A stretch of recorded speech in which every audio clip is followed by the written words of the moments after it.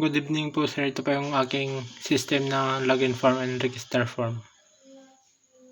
Kailangan lang po natin login. Example po ganito. Yan po natin yung password, then register.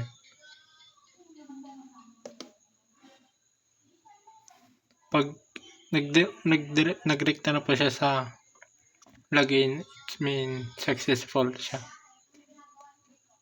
Kailangan din natin mag-login dito.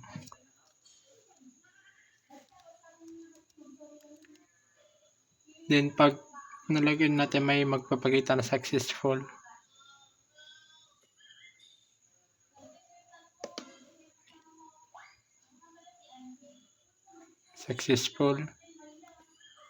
Then